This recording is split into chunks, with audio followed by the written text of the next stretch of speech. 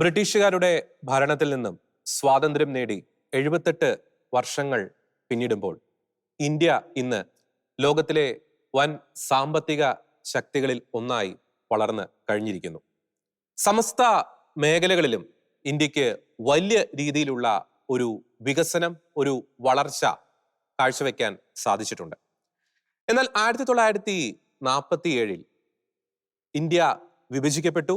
തുടർന്ന് രൂപവൽക്കരിക്കപ്പെട്ട പാകിസ്ഥാൻ എന്ന രാജ്യം, മത ദേശീയതയിൽ അടിസ്ഥാനപ്പെടുത്തി രൂപം കൊണ്ട പാകിസ്ഥാൻ എന്ന രാജ്യം, ഇന്ത്യയുടെ ശത്രു രാജ്യം, അത് ഇന്ന് എവിടെ എത്തി നിൽക്കുന്നു എന്ന് നാം പരിശോധിച്ചു കഴിയുമ്പോൾ അത് നമുക്ക് നൽകുന്ന ഒരു ചിത്രം, അത് വളരെ വലിയൊരു സന്ദേശം ഈ കാലഘട്ടത്തിലെ അന്താരാഷ്ട്ര തലത്തിൽ നടക്കുന്ന പല സംഭവ വികാസങ്ങളുടെയും പശ്ചാത്തലത്തിൽ നമുക്ക് നൽകുന്നുണ്ട്. ഒരു മത ദേശീയതയിൽ അടിസ്ഥാനപ്പെടുത്തി ഒരു രാജ്യം രൂപം കൊണ്ടു കഴിഞ്ഞാൽ അത് ആ പ്രദേശത്ത്, ആ രാജ്യത്ത് സൃഷ്ടിക്കുന്ന ഒരു അരക്ഷിതാവസ്ഥ, ഒപ്പം തന്നെ തീവ്രവാദത്തിന്റെ വേരുകൾ ആഴത്തിൽ ഒരു പ്രദേശത്ത് ആഴ്ന്നിറങ്ങിക്കഴിഞ്ഞാൽ അത് ആ രാജ്യത്ത് സൃഷ്ടിക്കുന്ന പ്രതിസന്ധികൾ. ഒരേ സമയം രൂപം കൊണ്ട രണ്ട് രാജ്യങ്ങൾ, ഇന്ത്യ പാകിസ്ഥാൻ. എന്നാൽ ഇന്ത്യ ബഹുദൂരം മുന്നോട്ട് പോയിക്കൊണ്ടിരിക്കുന്നു, പാകിസ്ഥാൻ ബഹുദൂരം പിന്നോട്ട് പോയിക്കൊണ്ടിരിക്കുന്നു സമസ്ത മേഖലകളിലും. എന്തുകൊണ്ടാണ് അത് സംഭവിച്ചത്? അത് ഇന്നത്തെ ലോകത്തിന് നൽകുന്ന ഒരു പാഠം എന്തൊക്കെയാണ്? ഈ വിഷയങ്ങളാണ് ഇന്നത്തെ നിലപാട് ഈ ഒരു പ്രോഗ്രാമിൽ ഞങ്ങൾ ചർച്ച ചെയ്യാൻ ആഗ്രഹിക്കുന്നത്. ഞാൻ ജോർജി, എന്നോടൊപ്പമുള്ളത് ജോജി റോബിൻ. ജോജി റോബിൻ, നമ്മൾ ഈ ഒരു വിഷയം പറയുമ്പോൾ, പരിശോധിക്കുമ്പോൾ ചരിത്രത്തിലേക്കൊന്ന് കണ്ണോടിക്കുന്നത് നല്ലതായിരിക്കും. 1906 രൂപം കൊണ്ട മുസ്ലിം ലീഗ് എന്ന ഒരു പാർട്ടി, തുടർന്ന് ഈ ബ്രിട്ടീഷുകാരുടെ അവർ നടപ്പിലാക്കിയ ഡിവൈഡ് ആൻഡ് റൂൾ പോളിസി, നമുക്കറിയാം, അതുമായി ബന്ധപ്പെട്ട വളരെ കിരാതമായിട്ടുള്ള പല നടപടികളും ബ്രിട്ടീഷുകാർ നടത്തിയിട്ടുണ്ട്. സെപ്പറേറ്റ് ഇലക്ടറേറ്റ് പോലുള്ള കാര്യങ്ങൾ. 1940 ജിന്ന കൊണ്ടുവന്ന 2 സ്റ്റേറ്റ് പോളിസി, പിന്നീട് 1946 ഒരു ഡയറക്റ്റ് ആക്ഷൻ പ്ലാൻ, അതിനെ തുടർന്ന് ഈ കൽക്കട്ടയിലുണ്ടായ വലിയ രീതിയിലുള്ള വർഗീയ കലാപം, ചുരുങ്ങിയ ദിവസങ്ങൾക്കുള്ളിൽ തന്നെ 4000-ഓളം പേരാണ് അവിടെ മരിച്ചു വീണത്. തുടർന്ന് 1947 ഇന്ത്യ വിഭജനം. അപ്പോൾ ഇതിന്റെ എല്ലാം ഒരു ക്ലൈമാക്സ് പോയിന്റിലാണ് ഈ പറയുന്ന ഇന്ത്യ വിഭജനം നടപ്പാക്കുന്നു, ബ്രിട്ടീഷുകാർ നടപ്പാക്കുന്നു. തുടർന്ന് പാകിസ്ഥാൻ എന്ന രാജ്യം വരുന്നു, ഇന്ത്യ രൂപവൽക്കരിക്കപ്പെടുന്നു. അപ്പോൾ ഈ പാകിസ്ഥാൻ എന്ന ഈ രാജ്യം ഉണ്ടായത് എങ്ങനെയാണ്? അതൊരു മുസ്ലിം മത ദേശീയതയിൽ അടിസ്ഥാനപ്പെടുത്തി രൂപം കൊണ്ടതാണ് പാകിസ്ഥാൻ എന്നൊരു രാജ്യം. നമുക്കറിയാം, ഇന്ത്യൻ സ്വാതന്ത്ര്യ സമരത്തിന്റെ ഒരു ചരിത്രം എടുത്ത് പരിശോധിക്കുമ്പോൾ അവിടെ ഒരു വ്യക്തിയുടെ ഒരു സ്വാർത്ഥ താല്പര്യത്തിന്റെ ഫലമായിരുന്നില്ല ഇന്ത്യൻ സ്വാതന്ത്ര്യ സമര ചരിത്രം. മറിച്ച് ഈ പാകിസ്ഥാൻ ജന്മം കൊണ്ടത് എങ്ങനെയാണ്? ഈ മുഹമ്മദ് അലി ജിന്ന പോലുള്ള അധികാര കൊതിയന്മാരായിട്ടുള്ള ചിലരുടെ പിടിവാശിയുടെ ഫലത്തിന്റെ അടിസ്ഥാനത്തിലാണ് പാകിസ്ഥാൻ എന്ന ഒരു രാജ്യം ജന്മം കൊണ്ടത്. ഒപ്പം തന്നെ അതിൽ തന്നെ മത തീവ്രവാദികളായിട്ടുള്ള ചിലരുടെ അജണ്ടകളും അതിന് പിന്നിൽ ഉണ്ടായിരുന്നു. അപ്പോൾ ആദ്യമേ തന്നെ പറയാനുള്ള ഒരു പോയിന്റ് ഇതാണ്.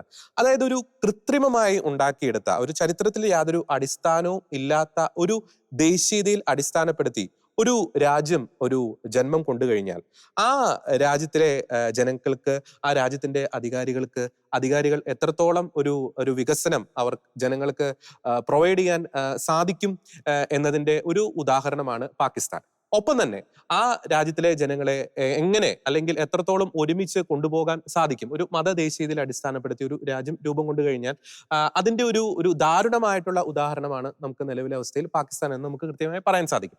നമുക്കറിയാം, ഈ 1949 ഈ പാകിസ്ഥാൻ ഈ ഭരണഘടനാ സമിതിയിൽ ഒബ്ജക്റ്റീവ് റെസൊല്യൂഷനുമായി ബന്ധപ്പെട്ട ഭേദഗതി വരുന്നു. അവിടെ മുതലാണ് ഈ പാകിസ്ഥാൻ ഒരു മതരാഷ്ട്രം എന്ന നിലയിലേക്ക് അവരുടെ ഒരു അജണ്ട സെറ്റ് ചെയ്യുന്നത്. അപ്പോൾ അതിൻ്റെ അകത്ത് അവർ പറയുന്ന ഒരു കാര്യമുണ്ട്: അള്ളാഹുവിന്റെ പ്രതിനിധിയായിരിക്കും പാകിസ്ഥാൻ ഭരിക്കുക, ഇസ്ലാമിക നിയമം അനുശാസിക്കുന്ന രീതിയിലായിരിക്കും അവിടെ നീതിയും സ്വാതന്ത്ര്യവും നടപ്പിലാക്കുക. തുടർന്ന് ഇങ്ങോട്ടൊരു മതപരമായിട്ടുള്ള ഒരു ഭരണ അജണ്ടകളാണ് അവിടെ നടപ്പിലാക്കപ്പെട്ടത്. നമുക്കറിയാം, ഒരു മതദേശീയതയിൽ അടിസ്ഥാനപ്പെടുത്തി രൂപം കൊണ്ട ഒരു രാജ്യം അല്ലെങ്കിൽ ഒരു പ്രദേശം അല്ലെങ്കിൽ അത്തരത്തിൽ ഭരണം നടത്തുന്നവർ 2 കാര്യങ്ങൾ പ്രധാനമായിട്ടും ശ്രദ്ധിക്കും. ഒന്ന്, തങ്ങളുടെ രാജ്യത്തിന് പുറത്ത് എക്സ്റ്റേണൽ ആയിട്ട് എപ്പോഴും ഒരു എനിമി അവരെപ്പോഴും ക്രിയേറ്റ് ചെയ്തിരിക്കും. പാകിസ്ഥാന്റെ കേസിലാണെങ്കിൽ ഇന്ത്യ വിരുദ്ധത അവർ കാലങ്ങളോളം, അവർ ജന്മം കൊണ്ട നാൾ മുതൽ ഇന്ന് വരെ ഇന്ത്യ വിരുദ്ധത ഒരു കോർ അജണ്ടയായിട്ട് അവർ അവിടെ നിലനിർത്തും. രണ്ടാമത്തെ കാര്യം, ഇന്റേണലി ഒരു ശത്രുത അല്ലെങ്കിൽ ഒരു എനിമിയെ അവർ ക്രിയേറ്റ് ചെയ്യും. ഇപ്പൊ പാകിസ്ഥാന്റെ കേസിൽ തന്നെയാണെങ്കിൽ ഈ പറയുന്ന അവിടുത്തെ ന്യൂനപക്ഷങ്ങൾ, ഹൈന്ദവരായിക്കോട്ടെ ക്രൈസ്തവരായിക്കോട്ടെ, ഇപ്പോഴും അവർ അവിടെ ഒരു ശത്രുപക്ഷത്താണ് നിർത്തിയിരുന്നത്. ഇനി അത് മാത്രമല്ല, ഈ പറയുന്ന ഈ മുസ്ലിം ജനവിഭാഗത്തിൽ തന്നെയാണെങ്കിൽ അഹമ്മദിയാസ് എന്ന് പറയുന്ന വിഭാഗമുണ്ട്. അവരെ 1974 ഈ പാകിസ്ഥാൻ അമുസ്ലിങ്ങൾ എന്ന വിഭാഗത്തിലാണ് പെടുത്തിയത്.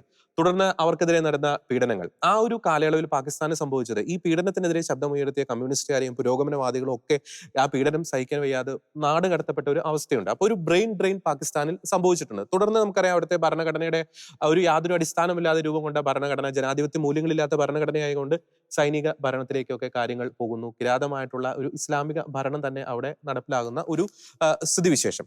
അപ്പോൾ റോബിൻ, ഇതിന്റെയൊക്കെ ഒരു ചരിത്ര പശ്ചാത്തലം എടുത്ത് പരിശോധിക്കുമ്പോൾ ഈ പാകിസ്ഥാന്റെ ഒരു ജനനം തന്നെ, അല്ലെ, അത് തന്നെയായിരുന്നില്ലേ പാകിസ്ഥാൻ ഇപ്പോൾ അഭിമുഖീകരിച്ചുകൊണ്ടിരിക്കുന്ന ഈ ഒരു കോർ ഇഷ്യൂസിന്റെ ഒക്കെ ഒരു പ്രതിസന്ധിയുടെ ഒക്കെ ഒരു പ്രധാന കാരണം? അതിൻ്റെ ഉള്ളിൽ നമ്മൾ വളരെ വ്യക്തമായിട്ട് ഉള്ളൊരു കാര്യം എന്ന് വെച്ചാൽ, പാകിസ്ഥാൻ എന്തിന്റെ അടിസ്ഥാനത്തിൽ നിലനിൽക്കും? പാകിസ്ഥാനും ബംഗ്ലാദേശും ഉണ്ടാക്കിയിട്ടുണ്ട്. ഇത് രണ്ടും എന്തിന്റെ അടിസ്ഥാനത്തിൽ, ഒരു അടിസ്ഥാനമാണ്, എന്തിന്റെ അടിസ്ഥാനത്തിൽ നിലനിൽക്കുമെന്ന് നമ്മൾ ചിന്തിച്ചു കഴിഞ്ഞാൽ ഇവർക്കൊരു ഹെറിറ്റേജ് ഇല്ല. ഇപ്പൊ ഇന്ത്യക്ക് എന്ന് പറഞ്ഞു കഴിഞ്ഞാൽ ഒരുപാട് നൂറ്റാണ്ടുകളുടെ ഒരു ഹെറിറ്റേജ് പറയാനുണ്ട്. ഇവർക്ക് എന്ത് ഹെറിറ്റേജ് ആണുള്ളത്? ഇവർക്കുള്ള ഒരേ ഒരു ഹെറിറ്റേജ് എന്ന് പറയുന്നത് ഇസ്ലാമിക് കൺട്രി ആണെന്നുള്ളത് മാത്രമേ ഉള്ളൂ. അതിന്റെ ബേസിൽ മാത്രമേ ഈ രണ്ട് രാജ്യങ്ങൾക്കും നിലനിന്ന് പോകാൻ കഴിയുകയുള്ളൂ. ഇനി ഇവരുണ്ടായത് എങ്ങനെയാണ് എന്ന് ചോദിച്ചു കഴിഞ്ഞിട്ടുണ്ടെങ്കിൽ, ഇത് നൂറ്റാണ്ടുകൾക്ക് മുൻപ് തന്നെ ഈ പഞ്ചാബിന്റെ ഭാഗങ്ങളിൽ, അതുപോലെ ഇന്ത്യയുടെ പല ഭാഗങ്ങളിലും ഈ ഹിന്ദു മുസ്ലിം ലഹളകൾ നടന്നുകൊണ്ടിരുന്ന, ഇപ്പൊ പഞ്ചാബിന്റെ ഭാഗങ്ങളിൽ 1982 1882 കാലഘട്ടങ്ങളിലൊക്കെ വളരെ വലിയ വർഗീയ കലാപങ്ങൾ നടന്നുകൊണ്ടിരുന്ന സാഹചര്യം ഉണ്ടായിരുന്നു. ഈ സാഹചര്യങ്ങളെല്ലാം മുൻനിർത്തിയാണ് ന്യൂനപക്ഷങ്ങൾക്ക് ഇവിടെ എത്രത്തോളം ഇന്ത്യ ഒരു രാജ്യമായി കഴിഞ്ഞാൽ ന്യൂനപക്ഷങ്ങൾക്ക് എത്രത്തോളം സുരക്ഷിതത്വം ഉണ്ടാകുമെന്നെല്ലാം അവർ ആർഗ്യൂ ചെയ്ത് അങ്ങനെ പാകിസ്ഥാനും ബംഗ്ലാദേശും ഉണ്ടാക്കിയെടുക്കുന്ന ഒരു സാഹചര്യം ഉണ്ടായത്. ഇപ്പോൾ നമ്മൾ മനസ്സിലാക്കേണ്ടത് ഇവരുടെ എക്കണോമിയാണ്. ഇപ്പൊ ഇവര് വിഭിന്നമായി പോയി, അത് കഴിഞ്ഞ് വെച്ചിട്ട് ഇവര് രാഷ്ട്രം രൂപീകരിച്ചു, എല്ലാം കഴിഞ്ഞ് വെച്ചിട്ട് ഇവരുടെ എക്കണോമിയുടെ ഒരു അവസ്ഥ. ഇപ്പൊ പാകിസ്ഥാന്റെ പാർലമെന്റ് അംഗം തന്നെ അവരുടെ പാർലമെന്റിൽ പറഞ്ഞൊരു കാര്യമാണ്, ഇന്ത്യക്ക് വാജ്പേയി ഭരിച്ച ആ കാലഘട്ടത്തിൽ ഇന്ത്യയുടെ റിസർവ് എന്ന് പറയുന്നത് 1 ബില്യന്റെ താഴെ വന്നായിരുന്നു. എന്ന് വെച്ചാൽ പെട്രോൾ ഇറക്കുമതി ചെയ്യാൻ പോലും കാശില്ലാത്ത ഒരു അവസ്ഥയിൽ ഇന്ത്യ എത്തിയായിരുന്നു. ആ അവസ്ഥയിൽ നിന്ന് നരസിംഹറാവുവിന്റെ കാലഘട്ടം കഴിഞ്ഞു, അത് കഴിഞ്ഞ് മൻമോഹൻ സിംഗിന്റെ കാലഘട്ടം കഴിഞ്ഞു, ഇപ്പോൾ നരേന്ദ്രമോദി ഭരിക്കുന്ന കാലഘട്ടം എത്തി. ഈ സമയത്ത് $650 ബില്യൺ റിസർവ് ആണ് ഇന്ത്യക്ക് ഉള്ളത് എന്നുള്ളത് പാകിസ്ഥാന്റെ പാർലമെന്റ് അംഗം തന്നെ അപ്പോൾ അവർ ചോദിച്ചു, നമ്മളിപ്പോൾ എവിടെ നിൽക്കുന്നു എന്നുള്ള ചോദ്യം അവർ തന്നെ ചോദിച്ച ചോദ്യമാണ്. ഇനി നമുക്ക് ഈ രണ്ട് രാജ്യങ്ങളുടെയും ഡെമോഗ്രാഫി എടുത്ത് പരിശോധിച്ച് നോക്കാം. പാകിസ്ഥാൻ എന്ന് പറഞ്ഞു കഴിഞ്ഞാൽ 22 കോടി മനുഷ്യരുണ്ട്, 8 ലക്ഷം ചതുരശ്ര കിലോമീറ്റർ ഉണ്ട്. ഈ രാജ്യം എന്ന് പറഞ്ഞാൽ പണ്ടത്തെ ഇൻഡസ് വാലി സിവിലൈസേഷൻ നിന്നിരുന്ന രാജ്യമാണെന്ന് ഓർക്കണം. അത്ര ഫലഭൂയിഷ്ടമായ രാജ്യമാണ്. അന്നത്തെ നൂറ്റാണ്ടിൽ ആളുകൾ ഉണ്ടാക്കിയെടുത്ത ആ സിവിലൈസേഷൻ ഇവിടെ ആയിരുന്നു എന്ന് ഓർക്കണം. കാരണം അത്രത്തോളം ഫലഭൂയിഷ്ടമാണ്. കാരണം ഇപ്പോൾ ഇൻഡസ് നദി ഈ പാകിസ്ഥാന്റെ നടുവിലൂടെയാണ് പോകുന്നത്. എന്ന് വെച്ചാൽ പാകിസ്ഥാൻ മുഴുവൻ ഫലഭൂയിഷ്ടമാക്കിക്കൊണ്ട് ഒഴുകുന്ന നദിയാണ് ഇൻഡസ് നദി. അതുപോലെ സത്ലജ്, അതുപോലെ ചലം, ചിനാബ്, രവി, ഇതെല്ലാം ഇയർ എൻഡ് വരെ ജലം ഉള്ള നദികളാണെന്ന് ആലോചിച്ച് നോക്കണം. അത്രയ്ക്ക് റിസോഴ്സ്ഫുൾ ആണ് പാകിസ്ഥാൻ എന്ന് പറയുന്നത്. ആ രാജ്യമാണ് ഈ അവസ്ഥ കിടക്കുന്ന രാജ്യം. ഇനി നമുക്ക് ബംഗ്ലാദേശിന്റെ ടെറൈനിലേക്ക് വരാം. ബംഗ്ലാദേശിന്റെ ടെറൈനിന്റെ അവസ്ഥ എന്താ? ഗംഗ, ഇന്ത്യയിലൂടെ ഒഴുകുന്ന ഗംഗയും അപ്പുറത്തൂടെ ചൈനയിലൂടെ വന്ന് വരുന്ന ബ്രഹ്മപുത്രയും, ഈ രണ്ട് നദികളും സമ്മേളിച്ച് ഈ ബംഗ്ലാദേശിന്റെ ഉള്ളിലൂടെ ഒഴുകി അത് കഴിഞ്ഞ് കടൽ തീരം. ഇനി നമ്മൾ ഈ രണ്ട് രാജ്യത്തിന് കടൽ തീരം കൂടി എടുത്ത് പരിശോധിക്കുമ്പോൾ എത്ര സ്ട്രാറ്റജിക് ആയിട്ടുള്ള സ്ഥലത്താണ് ഇവർ കിടക്കുന്നത്. ഈ ബംഗാൾ ഉൾക്കടലിലെ എന്തോരം ഏരിയയാണ് ഇവർക്ക് കടൽ തീരമുള്ളത്. അതുപോലെ തന്നെ പാകിസ്ഥാന്റെ കറാച്ചി തുറമുഖം എന്നൊക്കെ പറഞ്ഞ പഴയ കാലം മുതലേ വലിയ തുറമുഖമാണ്. ഇങ്ങനെ ഇത്രയും സമ്പൽ സമൃദ്ധമുള്ള രണ്ട് രാജ്യങ്ങളാണ് ഇന്ന് ഈ അവസ്ഥയിൽ കിടക്കുന്നതെന്ന് ആലോചിച്ച് നോക്കണം നമ്മൾ. ഇവിടെ വെച്ചാണ് എന്താണ് ഇവരെ ഈ അവസ്ഥയിൽ എത്തിച്ചത് എന്നുള്ളതിനെ കുറിച്ച് നമ്മൾ ചർച്ച ചെയ്യേണ്ട ആവശ്യം എന്ന് പറയുന്നത്. അതിന് വളരെ കൃത്യമായ ഒരു ആൻസറേ ഉള്ളൂ: തീവ്രവാദം. ഇത് തന്നെയാണ് അതിന്റെ ഏറ്റവും പ്രധാനപ്പെട്ട കാര്യം എന്ന് പറയുന്നത്. ഇപ്പൊ റോബിൻ പറഞ്ഞ ഒരു പ്രധാനപ്പെട്ട ഒരു കാര്യമാണ്, നമ്മൾ ഈ പാകിസ്ഥാനെ നിലവിലൊരു അവസ്ഥ കൂടി ഒന്ന് ചൂണ്ടിക്കാണിക്കുന്നത് നല്ലതാണ്. ഈ പാകിസ്ഥാന്റെ പ്രധാനമന്ത്രി 2022 ഈ ഷഹബാസ് ഷെരീഫ് പറഞ്ഞൊരു കാര്യമുണ്ട്. ഏതെങ്കിലും ഒരു രാജ്യത്തെ ഞങ്ങൾ ഫോൺ വിളിക്കുമ്പോൾ ആ രാജ്യം വിചാരിക്കുന്നത് സഹായം അഭ്യർത്ഥിച്ചെങ്കിൽ സാമ്പത്തിക സഹായം അഭ്യർത്ഥിക്കാൻ വേണ്ടി വിളിക്കുന്നതാണെന്നാണ് വിചാരിക്കുന്നത്. അത്രമാത്രം ഒരു ഗതികേടിലാണ് ഈ രാജ്യം പോയിക്കൊണ്ടിരിക്കുന്നത് എന്ന് പാകിസ്ഥാൻ പ്രധാനമന്ത്രി തന്നെ പറയുന്നു. ഒപ്പം തന്നെ അദ്ദേഹം പറഞ്ഞൊരു കാര്യമുണ്ട്, തങ്ങളെക്കാൾ ചെറിയ എക്കണോമീസ് ഒക്കെ ഇപ്പോൾ വലിയ രീതിയിലുള്ള ഗ്രോത്ത് നേടിക്കഴിഞ്ഞു. എന്നാൽ കഴിഞ്ഞ 75 വർഷത്തിലധികമായി പാകിസ്ഥാൻ ഇപ്പോൾ പിച്ചച്ചട്ടിയുമായി മറ്റ് രാജ്യങ്ങളുടെ മുമ്പിൽ ഭിക്ഷ എടുത്തുകൊണ്ടിരിക്കുകയാണ്. മറ്റൊരു കൗതുകരമായിട്ടുള്ള ഒരു സ്റ്റാറ്റിസ്റ്റിക്സ് കൂടിയുണ്ട്. ഇപ്പം റോബിൻ പറഞ്ഞു, ഇപ്പം പാകിസ്ഥാന്റെ ജനസംഖ്യ എന്ന് പറയുന്നത് ഏകദേശം 23 കോടിയോളമാണ്. അതിൽ തന്നെ 3.8 കോടിയോളം പേർ പ്രൊഫഷണലായിട്ട് ഭിക്ഷയെടുത്ത് ജീവിക്കുന്നവരാണ്. അപ്പോൾ തന്നെ മനസ്സിലാക്കാൻ സാധിക്കും ആ രാജ്യത്തിന്റെ ഒരു ദുരവസ്ഥ എത്രത്തോളം. അതായത് 4200 കോടി ഡോളറാണ് ഈ ഭിക്ഷാടനത്തിലൂടെ ഈ പാകിസ്ഥാനിലേക്ക് വന്നുകൊണ്ടിരിക്കുന്നത്. പാകിസ്ഥാൻ GDP-യുടെ 12%. ഒപ്പം തന്നെ ഈ പാകിസ്ഥാന്റെ സുഹൃത്ത് രാജ്യങ്ങളായ സൗദി, ഇറാനൊക്കെ പലപ്പോഴും പാകിസ്ഥാനെ എന്താ പറയുക, പാകിസ്ഥാനെ മുന്നറിയിപ്പ് അല്ലെങ്കിൽ ഒരു ശാസന രൂപത്തിൽ മുന്നറിയിപ്പ് നൽകാറുണ്ട്. അതായത് ഈ ഭിക്ഷാടന മാഫിയ അങ്ങോട്ടേക്ക് കയറ്റി കഴിക്കും. ഈ കഴിഞ്ഞ ദിവസങ്ങളിലൊക്കെ ഏകദേശം 2000-ഓളം ഭിക്ഷാടകരുടെ പാസ്പോർട്ടാണ് പാകിസ്ഥാന് റദ്ദാക്കേണ്ടി വന്നത്. അത് ഈ ഹജ്ജ് തീർത്ഥാടനത്തിന്റെ മറവിലൊക്കെ ഒത്തിരി അനേകം പേർ ഈ ഭിക്ഷ എടുക്കാൻ വേണ്ടി അവിടേക്ക് പോകുന്നു, അവിടെ സെറ്റിൽ ആവുന്നു, അല്ലെങ്കിൽ അവരുടെ ജയിലിലേക്ക് പോകുന്നു. അപ്പൊ ദാരുണമായിട്ട് അവസ്ഥ. ഇൻഫ്ലേഷൻ റോക്കറ്റ് പോലെ കയറുന്നു, ഈ ഫ്യൂൽ പ്രൈസസ് റോക്കറ്റ് പോലെ ഉയർന്നുകൊണ്ടിരിക്കുന്നു, ഫോറിൻ റിസർവ്സ് താഴത്തേക്ക് അടിയുന്നു. അപ്പോൾ ജോജി, ഒരു ഇസ്ലാമിക തീവ്രവാദം ഒരു രാജ്യത്ത് ശക്തിപ്പെട്ട് കഴിഞ്ഞാൽ, അല്ലെങ്കിൽ ഒരു മത ദേശീയതയിൽ, അത് ഇപ്പോൾ പാകിസ്ഥാന്റെ കേസിൽ നാം നോക്കുമ്പോൾ ഇസ്ലാം മത ദേശീയതയിൽ അടിസ്ഥാനപ്പെടുത്തി രൂപം കൊണ്ട ഒരു രാജ്യം, ഇന്ത്യയെ നോക്കുമ്പോൾ ഒരു സെക്കുലർ കാഴ്ചപ്പാടോടെ രൂപം കൊണ്ട രാജ്യം. അപ്പോൾ ഒരു മത ദേശീയതയിൽ അടിസ്ഥാനപ്പെട്ട് ഒരു രാജ്യം രൂപം കൊണ്ട് കഴിഞ്ഞാൽ, ഒരു തീവ്രവാദം അവിടെ ആഴത്തിൽ വേര് പാകിക്കഴിഞ്ഞാൽ, അത് ഒരു രാജ്യത്ത് സൃഷ്ടിക്കുന്ന ഒരു അരക്ഷിതാവസ്ഥയുടെ ഒരു വളരെ ഭയാനകമായിട്ടുള്ളൊരു വേർഷൻ തന്നെയല്ലേ നമ്മൾ ഈ സ്റ്റാറ്റിസ്റ്റിക്സ് ഒക്കെ പരിശോധിക്കുമ്പോൾ നമുക്ക് മനസ്സിലാക്കാൻ സാധിക്കുന്നത്? ജോർജ്, ഇത് വളരെ ശരിയാണ്. കാരണം നമുക്കറിയാം പാകിസ്ഥാന്റെ ഒരു രൂപീകരണം, ഫോർമേഷൻ എന്ന് പറയുന്നത് നമുക്കറിയാം, അതിൽ മുഹമ്മദ് ജിന്ന വഹിച്ച പങ്ക് വളരെ വളരെ പ്രധാനപ്പെട്ടതാണ്.